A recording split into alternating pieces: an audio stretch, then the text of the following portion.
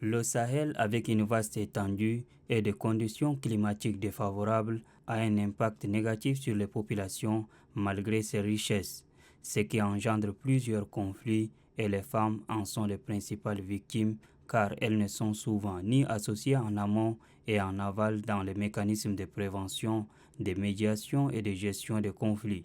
Pour inverser la donne, l'on assiste au lancement du projet intitulé Renforcement des capacités des organisations féminines, un projet qui entend à travers les interventions placer les femmes au cœur de résolution des conflits. C'est l'ONU-SIDA qui en est le concepteur et Oxfam s'en charge de sa mise en œuvre. La représentante de l'ONU-SIDA, Marie-Josée, et d'Oxfam, Hawaii Yaya, ont tous insisté sur l'importance de ce projet qui va contribuer inlassablement à la construction et à la consolidation de la paix et de la sécurité au Tchad.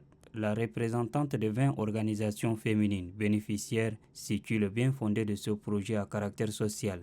Ces Tchadiennes se battent pour avoir des lois, des stratégies, des projets ou des programmes pour soutenir la participation des femmes aux instances et processus décisionnels, tant au niveau des actions de développement que des initiatives de paix. Les femmes sont des actrices incontournables dans la recherche de la paix, soutient la ministre d'État, ministre de la Femme.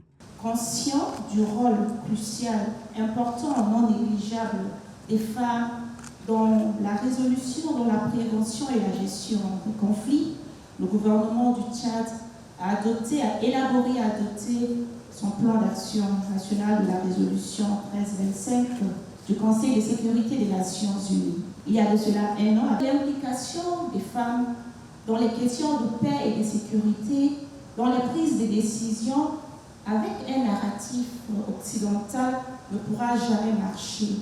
Il faudra traduire le narratif dans notre contexte. Pour illustrer le rôle que joue la femme pour la consolidation de la paix, un sketch mettant en valeur la bravoure des deux femmes qui ont pu réconcilier avec tact des hommes en conflit a été présenté au public. Ce projet, qui a une durée de 2 ans, va intervenir dans la ville de N'Djamena, les provinces de Bahr el Ghazal et du lac Tchad.